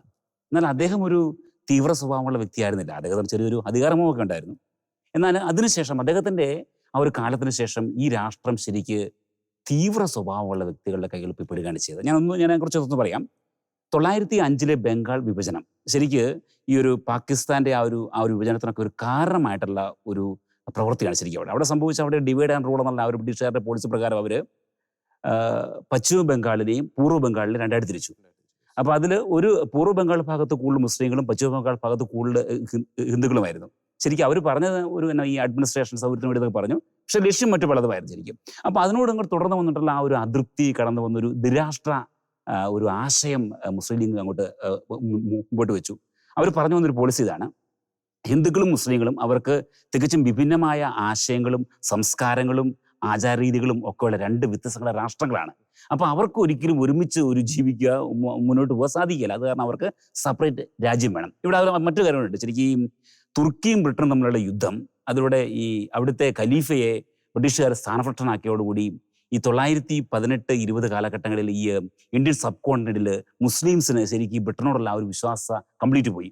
അപ്പം അവരുടെ വിചാരം ഈ സ്വാതന്ത്ര്യത്തിനാന്തരം വരുന്ന ഇന്ത്യയിൽ ബ്രിട്ടീഷുകാരുടെ ആ ഒരു സ്വാധീനത്തിന്റെ ഫലത്താൽ മുസ്ലിങ്ങൾക്ക് വലിയ സ്ഥാനമൊന്നും ഉണ്ടായില്ല. അതുപോലെ ഹിന്ദുക്കൾക്കായിരിക്കും പ്രൊവൻ്റായ സ്ഥാനം ലഭിക്കുക. അപ്പം അങ്ങനെ തങ്ങൾ അവഗണിക്കപ്പെടുമോ എന്നുള്ള ഒരു ചെറിയ ഭയമുണ്ടായി. എന്നാൽ ആ അവസരം ശരിക്ക് തീവ്ര സ്വഭാവമുള്ള മുസ്ലിം നേതാക്കന്മാർ നന്നായി മുതലെടുത്തു. അവരങ്ങനെ ഒരു സെപ്പറേറ്റ് 1940 ഒരു സെപ്പറേറ്റ് ആയിട്ടുള്ള ഒരു മുസ്ലിം രാഷ്ട്രം വേണമെന്നുള്ള വാദം അവരെ ഉന്നയിച്ചു. അങ്ങനെയാണ് ശരിക്കും 1947 പാകിസ്ഥാൻ രാജ്യം രൂപം കൊള്ളത്. നമ്മൾ പറയാം നമ്മുടെ ഒരു സഹോദര രാഷ്ട്രമാണ് ശരിക്കും. എന്നാൽ അവസ്ഥ എവിടെ പോയി? ഞാൻ ജോർജ് ഇവിടെ പറഞ്ഞതിനെക്കുറിച്ച് ഞാൻ വളരെ നമ്മൾ അതിനെക്കുറിച്ച് പഠിക്കും മനസ്സിലായ ഒരു കാര്യമുണ്ട്. പാകിസ്ഥാന് വളരാൻ ഒരുപാട് അവസരം ഉണ്ടായിരുന്നു. കാരണം വെച്ചാൽ ഭാഗ്യവശാൽ അവർ പോയി പെട്ടത് അമേരിക്കൻ ചേരിയിലാണ്. അമേരിക്കൻ ചേരി എന്ന് വെച്ചാൽ വെസ്റ്റിന് ചേരിയാണ്, ഏറ്റവും സമ്പന്നമായ ചേരി. അമേരിക്ക ആ കാലഘട്ടങ്ങളിൽ മനസ്സിലാക്കണം. പ്രത്യേകിച്ച് 65, 70, 78 കാലഘട്ടങ്ങളിൽ ഈ ഒരു കോൾഡ് വാറൊക്കെ നന്നായിട്ട് ആ ഒരു കൊടുമ്പിരി കൊണ്ട ആ ഒരു കാലഘട്ടങ്ങളിൽ അമേരിക്ക അവരെ വല്ലാതെ സഹായിച്ചു. എല്ലാം കൊടുത്ത്, ആളും ധനവും അർത്ഥവും എല്ലാം കൂടെ സഹായിച്ചു. എല്ലാ മേഖലയിലും അവർക്ക് വേണ്ടി സപ്പോർട്ട്. എന്നാൽ അവർക്ക് വളരാൻ സാധിച്ചില്ല. അതിന് കാരണം അവരുടെ പലപ്പോഴും അവരുടെ രാജ്യത്തിനുള്ളിൽ തന്നെയുള്ള അന്തഃഛിദ്രമായിരുന്നു. മിലിറ്ററി ഒരു സൈഡിൽ വളരെ പ്രൊവൻ്റായ മിലിറ്ററി, അല്ല അവിടെ വളരെ ശക്തമായ മിലിറ്ററി, നല്ല അവിടെ പലപ്പോഴും രാഷ്ട്രീയക്കാർ വരുന്നു, അവർക്ക് പൂർണ്ണമായ സ്വാധീനമില്ലാത്ത അവസ്ഥ. പിന്നെ ഒരു നല്ല വിഷൻ കൊടുത്ത്, ഒരു ക്ലിയർ വിഷൻ കൊടുത്ത്, അതിനൊക്കെ അവരുടെ ഈ തീവ്ര സ്വഭാവം, ഈ ഒരു അന്ധമായ ചില മതത്തിന്റെ സ്വാധീനമൊക്കെ അവരെ വളരെ ദോഷകരമായിട്ട് വല്ലാതെ ബാധിച്ചു. ഇനി മറ്റൊരു പ്രശ്നം പറയാം. മനസ്സിലാക്കണം, ഈ 1971 ആ യുദ്ധത്തിൽ ശരിക്ക് ഇന്ത്യയുടെ അവസ്ഥ വളരെ പരിഗണനയിലായി. കാരണം പാകിസ്ഥാനെ സഹായിക്കാൻ അവിടെ USSR വന്നു, അവരുടെ അഭിപ്രായപ്രകാരം ജോർദാന്, സിറിയ, ചൈന, ബ്രിട്ടന്റെ പടക്കപ്പൽ വന്നു, ഇറ്റലി വന്നു. ഇങ്ങനെ ആകെപ്പാടെ എല്ലാ രാഷ്ട്രങ്ങളും കൂടി ഇന്ത്യ ഒറ്റപ്പെടുത്തി ഒരു വലിയ അവസ്ഥ ഉണ്ടായി. അന്നേരം നമ്മളെ സഹായിക്കാൻ ആകെപ്പാടെ USSR മാത്രം ഉണ്ടായിരുന്നു. ആ സമയത്താണ് നമ്മുടെ ഈ ഒരു സൈനിക പാക്റ്റൊക്കെ ആ സമയത്താണ് നമ്മൾ വിട്ട് ഒപ്പിടുന്നത്. ഇപ്പം ഇങ്ങനെ വളരെ ഒരു സ്ട്രോങ് ആയിട്ടുള്ള അവസ്ഥയിൽ പക്ഷേ അവിടെ സംഭവിച്ചത് അമേരിക്കയെ ശരിക്ക് പൂർണ്ണമായിട്ടും പാകിസ്ഥാനെ സപ്പോർട്ട് ചെയ്യാൻ സാധിച്ചില്ല. പിന്നീട് സംഭവിച്ചതെന്ന് വെച്ചാൽ ഇവരുടെ ഈ ഗ്രൂപ്പിന്റെ സ്വാധീനം കാരണം വെച്ചാൽ പാകിസ്ഥാനുള്ളിൽ തന്നെയുള്ള പല രീതിയിലുള്ള അധികാര വടംവലി കാരണം പല തീവ്രവാദ ഗ്രൂപ്പുകൾക്കും അവർക്ക് അവർക്കുള്ള ഒരു വലിയ ഒരു അഭയകേന്ദ്രമായി പാകിസ്ഥാൻ മാറി. നമുക്കറിയാം ഒസാമ ബിൻ ലാദനെ USA ഹണ്ട് ഇത് പിടിക്കുന്നത് എവിടെ നിന്നാണ്? അത് പിടിക്കുന്നത് പാകിസ്ഥാനിൽ നിന്നാണ്. ആ ഒരു സംഭവത്തോട് തന്നെ അമേരിക്കയ്ക്ക് പാകിസ്ഥാനോടുള്ള സകല വിശ്വാസവും പോയി. അതിന് മുമ്പ് തന്നെ അവർക്ക് കുറച്ച് സംശയങ്ങളുണ്ടായിരുന്നു. അപ്പം അങ്ങനെ സംഭവിച്ചതോടുകൂടി പാകിസ്ഥാൻ ഒന്ന് ഒരു മുൻപോട്ട് പുരോഗതിയുടെ പാതയിലേക്ക് പോകാനുള്ള എല്ലാ വഴികളും അടയപ്പെടുകയാണ് ചെയ്തത്. അപ്പോൾ ശരി, ഞാൻ പറയുകയാണ്, ഇപ്പോൾ ഈ 2022 ഒരു കണക്ക് പ്രകാരം ഇന്റർനാഷണൽ മോണിറ്ററി ഫണ്ട് പറയുന്നത് പാകിസ്ഥാന്റെ ഇക്കണോമിക് ഗ്രോത്ത് എന്ന് പറയുന്നത് 0.5% ആണ്. ഞാൻ ഈയിടെ ജസ്റ്റ് വീഡിയോ കണ്ടപ്പം അവിടെ ഞാൻ കാണുക, കഴിഞ്ഞ ഒരു 1.5 വർഷം മുമ്പ് അവിടെ ജനങ്ങൾ ഭക്ഷണത്തിന് വേണ്ടി കിടന്ന് വല്ലാതെ കടിപിടി ജസ്റ്റ് ഒരു പബ്ലിക് സപ്ലൈ സെന്ററിൽ കുറച്ച് ഫുഡ് ഒക്കെ കൊണ്ടുവന്ന് കുറച്ച് ഭക്ഷണ സാധനങ്ങൾ കൊടുത്തപ്പോൾ അവര് അതിനുവേണ്ടി അതിന്റെ പുറകെ പായുന്നു, അങ്ങോട്ടും ഇങ്ങോട്ടും അടി കൂടുന്നു, അങ്ങോട്ടും ഇങ്ങോട്ടും പരസ്പരം തള്ളുന്നു, ഉന്തുന്നു, വലിയ കലഹം. ആ അവസ്ഥ എന്താ പറയുക, ഒരു ടോട്ടൽ കൊളാപ്സിലേക്ക്. ഇടയ്ക്ക് ന്യൂസ് വന്നായിരുന്നു, പാകിസ്ഥാനുള്ളിൽ ആഭ്യന്തര കലം ഉടൻ തന്നെ പൊട്ടിപ്പുറപ്പെടും, അവിടെ അടിയന്തരാവസ്ഥയാണ്, അവിടെ അതുപോലെ. അപ്പം മനസ്സിലാക്കണം, നമ്മൾ കാണുന്ന പോലല്ല അവിടെ നമ്മൾ ഒരുപക്ഷെ അണുവായുധം ഉണ്ടെന്ന് പറയുന്നു. അതിനെക്കുറിച്ചാണ് ഇപ്പം പറയുന്നത് കൃത്യമായ ക്ലാരിറ്റി ഇല്ലെന്നാണ് പറയുന്നത്. ചൈനയുടെ ഒരു ഡൂപ്പ എന്ന് പറയുന്നതിനെ കുറിച്ച് നമുക്ക് അറിയില്ല. കാരണം വെച്ചാൽ ഈയിടെ തെരഞ്ഞെടുപ്പെട്ട ബ്രിട്ടീഷ് പ്രൈം മിനിസ്റ്റർ ഇങ്ങനെ പറഞ്ഞു, ഞാൻ ഇലക്ട് ചെയ്യപ്പെടുന്നില്ല എങ്കിൽ ആദ്യമായിട്ട് ഈ ആണവ ആയുധങ്ങൾ ഉള്ള ഒരു രാഷ്ട്രത്തിന്റെ തലവനായിട്ട് മറ്റൊരു മുസ്ലിം വരുമെന്ന്. അപ്പം പാകിസ്ഥാൻ അങ്ങനെ ഉണ്ടെങ്കിൽ അങ്ങനെ അദ്ദേഹം പറയുകയല്ലോ ഒരിക്കലും. അപ്പം അങ്ങനെയൊക്കെയുള്ള സംഭവങ്ങൾ നമ്മൾ പലവരുടെ നമ്മൾ വായിച്ചു. അപ്പം ഇങ്ങനെ നമ്മളെല്ലാം കൂടെ കൂട്ടി വായിക്കുമ്പോൾ ശരിക്കും ഒരുപാട്, ഇവിടെ റോബിൻ പറഞ്ഞ പോലെ ഡെവലപ്മെന്റ് ചെയ്യാൻ ഒരുപാട് സോഴ്സ്, നാച്ചുറൽ റിസോഴ്സസും ജോഗ്രഫിക്കലും എല്ലാം സാധ്യത, പോസിബിലിറ്റീസ് ഉണ്ടാകുന്ന ഈ ഒരു രാജ്യത്തിനെ തീവ്ര സ്വഭാവമുള്ള ചില ഗ്രൂപ്പുകൾ കൈയടക്കിയത് കാരണം, അവരുടെ മേല് അവിടുത്തെ ലീഡേഴ്സിന് കാര്യമായ സാധ്യതയില്ലാത്ത കാരണം അത് വലിയൊരു തകർച്ചയിലേക്ക് നീങ്ങിക്കൊണ്ടിരിക്കുകയാണ്. വളരെ വളരെ ദുഃഖകരമായ കാര്യമാണത്. ഒപ്പം കറക്റ്റാണ്. അതായത് ഇതിൻ്റെ അകത്ത് പ്രധാനപ്പെട്ട ഒരു ഫാക്ട് എന്ന് പറയുന്നത്, ഇപ്പൊ ജോജി സൂചിപ്പിച്ചതുപോലെ ഈ രാജ്യത്തിനുള്ളിൽ തന്നെയുള്ള ഒരു അന്തചിത്രം, അത് എല്ലാ രാജ്യങ്ങൾക്കും ഒരു മുന്നറിയിപ്പാണ്. അതായത് ഞാൻ നേരത്തെ തുടക്കത്തിൽ പറഞ്ഞതുപോലെ ഷിയകൾ ഇവരുടെ ശത്രുക്കളാണ്, ഈ അഹമ്മദിയാസ് ഇവരുടെ ശത്രുക്കളാണ്. അവിടെ അതിന്റെ ഉള്ളിൽ തന്നെയുള്ള ന്യൂനപക്ഷങ്ങൾ, ഹൈന്ദവരായിക്കോട്ടെ, സിഖുകാരായിക്കോട്ടെ, ക്രൈസ്തവരായിക്കോട്ടെ, ക്രൈസ്തവ ന്യൂനപക്ഷങ്ങളൊക്കെ നേരിട്ടുകൊണ്ടിരിക്കുന്ന വിവേചനം എന്ന് പറയുന്നത് അതിദാരുണമാണ്. മനുഷ്യത്വരഹിതമായിട്ടുള്ള സമീപനമാണ് അവിടെ അവർ നേരിട്ടുകൊണ്ട്. രണ്ടാംകിട പൗരന്മാരെ പോലെ, അതായത് അവിടുത്തെ വളരെ ഹീനമായിട്ടുള്ള ജോലികൾ അവരെ കൊണ്ട് ചെയ്യിപ്പിക്കുന്നു. പിന്നെ ഈ മതനിന്ദാ നിയമം, പ്രസിദ്ധമായ മതനിന്ദാ നിയമം, ഒരു വ്യക്തിക്ക് ഒരു ക്രൈസ്തവനോട് അല്ലെങ്കിൽ ന്യൂനപക്ഷങ്ങളോട് ശത്രു തോന്നിക്കഴിഞ്ഞാൽ പിന്നെ ആ വ്യക്തിക്കെതിരെ മതനിന്ദാ നിയമമാണ് പ്രയോഗിക്കുന്നത്. നിർബന്ധിത മതപരിവർത്തനങ്ങൾ, എത്രയോ ക്രൈസ്തവ പെൺകുട്ടികളെ ഹൈന്ദവ പെൺകുട്ടികളുമാണ് അവിടെ നിർബന്ധിത പരിവർത്തനത്തിനൊക്കെ വിധേയരായിക്കൊണ്ടിരിക്കുന്നത്. ഒരർത്ഥത്തിൽ പറയുകയാണെങ്കിൽ ഈ ന്യൂനപക്ഷങ്ങളുടെ കണ്ണീര് വീണ് കുതിർന്ന മണ്ണാണ് ഈ പാകിസ്ഥാൻ. ഒരു ദുരന്ത ഭൂമിയായിട്ട് തന്നെ മാറിക്കൊണ്ടിരിക്കുകയാണ് പാകിസ്ഥാൻ. ഇവിടെ ജോർജ്, ഞാൻ ഒരു കാര്യം പ്രവർത്തിച്ചാണ്. നമ്മൾ മനസ്സിലാക്കണം, സ്വാതന്ത്ര്യം കിട്ടുമ്പോൾ പാകിസ്ഥാനിലെ ന്യൂനപക്ഷങ്ങളുടെ ശതമാനം എന്ന് പറയുന്നത് ഏകദേശം 14% ഉണ്ടായിരുന്നു. ഇന്ന് നമ്മളിപ്പോൾ സെൻസസ് എടുക്കുമ്പോൾ 96% അവിടെ മുസ്ലിംസായി മാറിക്കഴിഞ്ഞു. ഈ ബാക്കിയുള്ള ന്യൂനപക്ഷങ്ങൾ എവിടെ പോയി? ബാക്കിയുള്ള ഹിന്ദുസ് എവിടെ പോയി? ക്രിസ്ത്യൻസ് എവിടെ പോയി? പഞ്ചാബികൾ, സിഖുകാർ, ഇവരൊക്കെ എന്ത് ചെയ്യും? ശരിക്കും ഞാൻ മനസ്സിലാക്കേണ്ട കാര്യം എന്ന് വെച്ചാൽ, അപ്പം അതുപോലെ നമ്മൾ ഒരു രാജ്യത്തും കേൾക്കാത്ത രീതിയിലുള്ള അതിക്രൂരമായ പീഡനങ്ങൾ, അല്ലെങ്കിൽ അവരെ കംപ്ലീറ്റ് എലിമിനേറ്റ് ചെയ്യുകയാണ്, അവരെ മുച്ചൂടും തുടച്ചു നീക്കുകയാണ്. അപ്പോൾ ഇതൊക്കെയാണ് ശരിക്കും തീവ്രവാദ സ്വഭാവമുള്ള ഭരണകൂടങ്ങൾ വരുമ്പോൾ, അല്ലെങ്കിൽ മതാധിഷ്ഠിതത്തിൽ മാത്രമായി, അല്ലെങ്കിൽ അതിൽ മാത്രം കേന്ദ്രീകരിച്ചുകൊണ്ട് ചില രാജ്യങ്ങൾ രൂപപ്പെടുമ്പോൾ അവരുടെ ഭരണ സംവിധാനങ്ങൾ ക്രമീകരിക്കുന്നുണ്ടാകുന്ന വലിയൊരു അപകടമാണിത്. അപ്പം ഇതൊക്കെ ഇവിടെ ജോർജ് പറഞ്ഞ പോലെ ഇതൊക്കെ ശരിക്ക് എന്താ പറയുക, ആ ഒരു ജനവിഭാഗത്തിന്റെ വലിയ രോദനമൊക്കെ ഈ ഒരു രാഷ്ട്രത്തിന്റെ തകർച്ചയ്ക്ക് കാരണമായി മാറിയിട്ടുണ്ട്. ഈ തീവ്രവാദത്തെ കുറിച്ച് നമ്മൾ പറയുമ്പോൾ ശരിക്കും ഇതിന്റെ തീവ്രവാദം ഈ ഒരു ഒറ്റ വാക്കിൽ മാത്രമേ ഇവരുടെ ഈ തകർച്ചയും ഇല്ലായ്മയും നമുക്ക് ഡെഫിനിഷൻ കൊടുക്കാൻ പറ്റുള്ളൂ. കാരണം എന്ന് വെച്ച് കഴിഞ്ഞാൽ തീവ്രവാദം എവിടെയൊക്കെ ഉണ്ടോ, ലോകത്ത് എവിടെയൊക്കെ ഉണ്ടായിട്ടുണ്ടോ അവിടെ എല്ലാം ഇത് സംഭവിച്ചിട്ടുണ്ട്. കാരണം നമുക്ക് സിറിയയുടെ അവസ്ഥ എടുക്കാം, അതുപോലെ ലെബനോന്റെ അവസ്ഥ എടുക്കാം, തീവ്രവാദത്തിന്റെ അവസ്ഥ, അതുപോലെ ഇറാഖിന്റെ അവസ്ഥ എടുക്കാം, ഇതുപോലെ ആഫ്രിക്കൻ ദരിദ്രമായ ആഫ്രിക്കൻ രാജ്യങ്ങളിൽ ഉഗാണ്ട, സൊമാലിയ, അതുപോലെ മാലി അടക്കമുള്ള രാജ്യങ്ങൾ, അതുപോലെ തന്നെ ലിബിയ അടക്കമുള്ള രാജ്യങ്ങൾ, അതുപോലെ ഇന്തോനേഷ്യയിൽ തീവ്രവാദം വളർന്നു കഴിഞ്ഞപ്പോൾ അവരുടെ എക്കണോമി തകരുന്ന അവസ്ഥയുണ്ടായി. അതുപോലെ ഈജിപ്തിന്റെ കാര്യം എടുക്കുക, എക്കണോമി തകർന്ന് തരിപ്പണ, തീവ്രവാദത്തിൽ മുസ്ലിം ബ്രദർഹുഡ് അടക്കമുള്ള സംഘടനകൾ അവിടെയാണ് ഉണ്ടായത്. അതുപോലെ ഈ തുർക്കിയുടെ കാര്യം എടുക്കാം, തുർക്കിയിൽ തീവ്രവാദം വളർന്നു, അവിടെ എക്കണോമി ഡൗൺ ആയി. ഇതുപോലെ തന്നെ ഇപ്പം അഫ്ഗാനിസ്ഥാന്റെ ആണെങ്കിലും എല്ലാ രാജ്യങ്ങളുടെയും ഈ തീവ്രവാദം എവിടെയൊക്കെ വളർന്നിട്ടുണ്ടോ ആ രാജ്യങ്ങളെല്ലാം നശിച്ച് ഇല്ലാതായ അവസ്ഥയുണ്ടായിട്ടുണ്ട്. ഇപ്പോൾ നമുക്ക് ഈ പാകിസ്ഥാന്റെ പെർട്ടിക്കുലർ കാര്യം എടുക്കാം. പാകിസ്ഥാനിൽ ഈ സിയാ ഉൾ ഹക്ക് അവിടെ അധികാരത്തിൽ വന്ന സമയത്ത് ഈ മിലിറ്ററിയെ അടക്കം അദ്ദേഹം മതവൽക്കരിക്കുന്ന ഒരു ശ്രമത്തിലേക്ക് പോവുകയുണ്ടായി. ഇപ്പൊ നമ്മളിപ്പം ഈ പെർസെന്റേജിന്റെ കാര്യം പറഞ്ഞു. ഇപ്പോൾ ഈ ബംഗ്ലാദേശിന്റെ കാര്യം എടുക്കുക. ബംഗ്ലാദേശിൽ ഈ വിഭജന കാലത്ത് ഏകദേശം 30% ന്യൂനപക്ഷം ഉണ്ടായിരുന്നതാണ്. അവിടെ ഇപ്പോൾ ഉള്ളത് 7-8% മാത്രം ന്യൂനപക്ഷമാണ് ഉണ്ടായത്. അവിടുത്തെ ഗവൺമെന്റും കൂടെ കൂട്ടുനിന്ന് ഈ അവിടെയുള്ള മുസ്ലിം പോപ്പുലേഷനെ കൊണ്ട് ഈ മൈനോറിറ്റി പോപ്പുലേഷന്റെ സ്വത്തുവകകൾ മുഴുവൻ അടിച്ചു മാറ്റുന്ന ഒരു അവസ്ഥ ഉണ്ടായ കാലഘട്ടങ്ങൾ ഉണ്ടായിട്ടുണ്ട്. അങ്ങനെ ഇവർ ഇല്ലാതെ അപ്പൊ ആ വ്യത്യാസം നമ്മൾ മനസ്സിലാക്കും. ഇനി പാകിസ്ഥാനിലേക്ക് വരാം. പാകിസ്ഥാനിൽ ഇപ്പം ഈ പറഞ്ഞതുപോലെ ഇപ്പം 96%, അതിൻ്റെ ഉള്ളിൽ 10 മുതൽ 15 വരെ ഷിയാകളും അതുപോലെ ഏകദേശം 80 മുതൽ 85 വരെ സുന്നികളുമാണ്. അതിൻ്റെ ഉള്ളിൽ ഈ വെറും 4% എന്ന് വെച്ചാൽ 14% ഉണ്ടായിരുന്നതാണ് വെറും 4%ലേക്ക് മാറിയത് എന്ന് ഓർക്കണം. ഏകദേശം 52 ലക്ഷം ഹിന്ദുക്കളും 33 ലക്ഷം ക്രിസ്ത്യൻസുമാണ് അവിടെ ഉള്ളത്. ഇനി ഈ ക്രിസ്ത്യൻസിന്റെ അവസ്ഥ എടുത്തു കഴിഞ്ഞാൽ ഈ കഴിഞ്ഞ 2-3 വർഷത്തിനുള്ളിൽ 2700ഓളം ക്രിസ്ത്യാനികൾ കൊല ചെയ്യപ്പെട്ടു എന്ന് അവിടുത്തെ പ്രമുഖമായ പത്രം തന്നെ പറഞ്ഞതാണ്.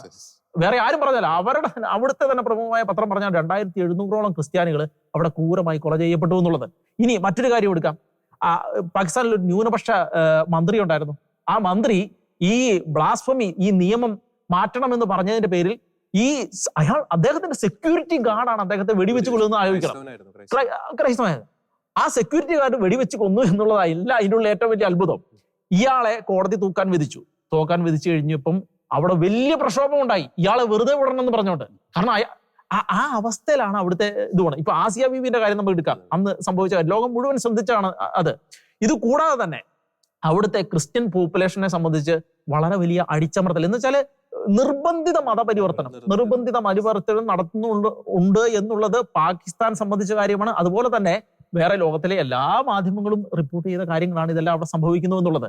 അപ്പോൾ പിന്നെ ഇനി പാകിസ്ഥാൻ തീവ്രവാദം വളർത്തിയതിനെ കുറിച്ച് നമ്മൾ പറയുകയാണെങ്കിൽ അവർ കാശ്മീരിലേക്ക് എന്തോരം ഭീകരവാദികളെ അയച്ചു, എന്തോരം ഇന്ത്യയെ എത്രത്തോളം ദ്രോഹിച്ചവർ, എത്രയോ കാലഘട്ടം അവർ ദ്രോഹിക്കുന്ന അവസ്ഥയുണ്ടായി. ഇതേ ആളുകൾ തന്നെ ഈ അൽഖ്വയ്ദയെ എല്ലാം വളർത്തി പല തീവ്രവാദ ഗ്രൂപ്പുകളെ ഇവർ വളർത്തി അഫ്ഗാനിസ്ഥാനിൽ ഇവർ തീവ്രവാദികളെ അങ്ങോട്ട് അയച്ചു. ഇതെല്ലാം കഴിഞ്ഞ് ഇപ്പോഴത്തെ അവരുടെ അവസ്ഥ, ഇന്ത്യയിൽ ഇപ്പോൾ തീവ്രവാദം നടത്താൻ പറ്റാത്ത അവസ്ഥയായി. അതുപോലെ അഫ്ഗാനിസ്ഥാനിൽ സംഭവിച്ചാണ് ഏറ്റവും രസകരമായ വസ്തുത. അഫ്ഗാനിസ്ഥാനിലെ തീവ്രവാദികളെല്ലാം ഈ പാകിസ്ഥാനിലേക്ക് വന്നു. ഇവിടെ വന്നപ്പോൾ അവർ പറഞ്ഞു, പാകിസ്ഥാനിലെ മുസ്ലിങ്ങളല്ല യഥാർത്ഥ മുസ്ലിങ്ങൾ, ഞങ്ങളുടെ മുസ്ലിം രീതിയാണ് യഥാർത്ഥത്തിൽ അതാണ് നടപ്പിലാക്കേണ്ടത് എന്ന് പറഞ്ഞു പാകിസ്ഥാന്റെ മിലിറ്ററി ആസ്ഥാനത്ത് മിലിറ്ററി സ്കൂളുകളിൽ അടക്കം കൊണ്ടുപോയിട്ട് ഇവർ ബോംബ് പൊട്ടിച്ച് ഏകദേശം ഒരു 10 വർഷത്തിനുള്ളിൽ പാകിസ്ഥാനിൽ ഈ എക്സ്പ്ലോഷൻ ഇങ്ങനെ തീവ്രവാദ ആക്രമണങ്ങളിലൂടെ മാത്രം ഏകദേശം 27,000-ഓളം ആളുകൾ കൊല്ലപ്പെട്ടിട്ടുണ്ടെന്നുള്ളതാണ് ഒരു കണക്ക് പുറത്തു വരുന്നത്. എന്ന് വെച്ചാൽ അതാണ് പാകിസ്ഥാന്റെ തീവ്രവാദം വളർത്തിയ അതേ പാകിസ്ഥാന്റെ അവസ്ഥ അതാണ് തിരിഞ്ഞു നോക്കുന്നത്. പാകിസ്ഥാനിലെ ഒരു മിലിറ്ററി ഓഫീസർ പറഞ്ഞൊരു കാര്യം ഇതിനുള്ളിൽ പറഞ്ഞ, ഇപ്പോൾ ഇന്ത്യയിലേക്ക് ആക്രമണം നടത്താൻ ഒരുപാട് ആളുകളെ അയച്ചു, ഇപ്പോൾ അവിടെ ഒന്നും നടക്കുന്നില്ല. നമ്മൾ മറ്റ് അഫ്ഗാനിസ്ഥാനിലേക്ക് തീവ്രവാദത്തിന്, അതുപോലെ പല സ്ഥലങ്ങളിലേക്ക് തീവ്രവാദത്തിന് ആളുകളെ അയച്ചു, ഇപ്പൊ അവരാരും അവിടെ ഒന്നും പോണില്ല, അവരെല്ലാവരും തിരിച്ച് നമ്മുടെ രാജ്യത്തേക്ക് വന്ന് നമ്മുടെ രാജ്യത്ത് ബോംബ് പൊട്ടിക്കുന്ന അവസ്ഥയാണ് ഉള്ളത് എന്ന് പറഞ്ഞ് മിലിറ്ററി ജനറൽ തന്നെ അപ്പൊ അദ്ദേഹം തന്നെ പറഞ്ഞു, ഞാൻ പോലും അതിന് ഉത്തരവാദിയാണ് ഈ മിലിറ്ററി ഇങ്ങനെ തീവ്രവാദികളെ വളർത്തിയതിന്റെ പിന്നിലെന്ന് അദ്ദേഹം തന്നെ പറയുന്ന ഒരു സാഹചര്യം ഉണ്ടായി. അപ്പോൾ ഇതുപോലെ സ്വന്തം തീവ്രവാദം വളർത്തിയ ആ രാജ്യം തന്നെ തീവ്രവാദത്തിൽപ്പെട്ട് ഒന്നുമില്ലാതായി പോകുന്നത്. പാകിസ്ഥാന്റെ പല പ്രവിശ്യകളിലും സൈന്യത്തിന് കയറാൻ പറ്റാത്ത അവസ്ഥയുണ്ട്, പല പ്രവിശ്യകളിലും സൈന്യത്തിന് കയറാൻ പറ്റുന്ന അവസ്ഥയുണ്ട്.